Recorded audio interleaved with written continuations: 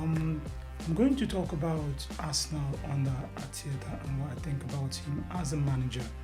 Also, Chelsea's problems at the moment, Manchester United under Ruben Amorim, and also Liverpool and the Premier League title. So I'm going to start off with Arsenal and then Arteta. I've always felt Arteta to be an amazing coach. I think he's outstanding. I also think he's underrated simply because he hasn't won any major trophies yet at Arsenal, but I consider him a very, very good tactical coach. Arsenal are very difficult to break down. I don't think any of the teams, since he took over, have been able to win Arsenal comfortably. So yes, they might struggle up front. I also think that is down to the way he wants to play his games.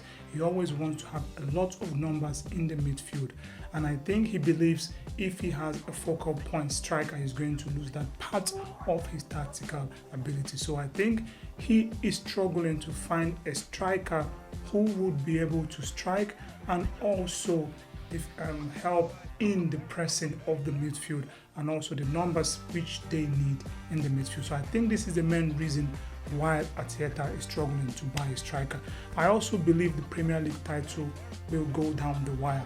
I think Arsenal will have a great second half of the season and Liverpool will struggle a little.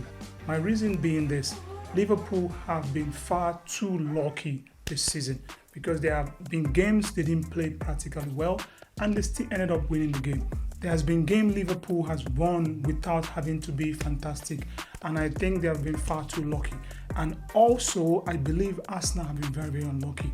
A couple of red cards at the beginning of the season, a lot of injuries. So I feel at the end, towards the end of the season, Arsenal will go on a great run. So even if Liverpool ends up winning this league, it's going to be down to 2, 1 or 3 points maybe. But I will still bank on Arsenal to have a great second half of the season. Now, Ruben Amorim at Manchester United. I've told a lot of my friends years ago, even when Mourinho was still at Manchester United, United do not have a coaching problem. United have players problem.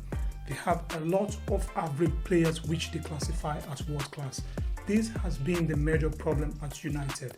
I'm not going to try to mention names, but a lot of their forwards which they think are world class are actually very, very average players. So Mourinho, it was Ten Hag, even Ruben Amorim, the problem has always been there. The players are average. I think United have only 2 world-class players. I think Fernandes and maybe Martinez. The rest are just average players.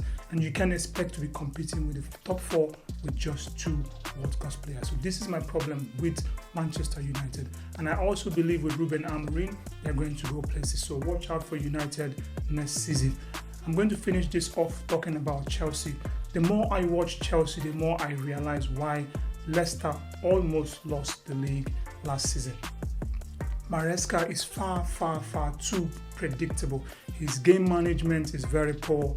His setting up is very poor. His passes are rigid, always the same structure in every game. And you don't expect to play in a league like and in the Premier League and expect the other coaches not to figure you out. So I think the issue right now at Chelsea is that Maresca is far too predictable and other coaches have found out how to play around Chelsea. Again, against the game at Manchester United, Chelsea were far too open. The midfield couldn't cover up the spaces. It was only Caicedo, Palmer and Enzo weren't doing much of the game. Levi Colwill is not a very good 1v1 defender, so again that's a problem. Sanchez as a goalkeeper is also suspect. Now, most Chelsea fans don't like Jackson, but what they fail to understand is this: Jackson might miss a lot of goals, but Jackson is the only goal threat Chelsea carry. Immediately he was taken off against Manchester City, came out to play because they knew no one would run in behind their defenders. So yes, he might miss a couple of chances, but as a striker, Jackson does a lot. Jackson can run, Jackson can dribble, Jackson can link up, Jackson presses very well and also scores. If you put his game to goal ratio into consideration and forget about goals missed, you would see that Jackson is an amazing striker. I do not think Chelsea's problem is a goal scoring problem. I think the problem is the wingers are not chopping in some of the goals. The midfield is no longer scoring. The midfield is far too open. The defense is very porous. You can blame goalkeeper and striker all you want. I think the major problem is Maresca. We can't even keep clean sheets against Conference League teams. So if you think the issue is just goal scoring, why do we keep shipping a lot of goals game in, game out? Even again, smaller positions in the Conference League, we have struggled to keep a clean sheet. So this is my take on Chelsea. I think they have to be rigid. I also think that Maresca has to be a bit more defensive and flexible with his tactics. This is what I think about Arsenal, Manchester United, and Chelsea.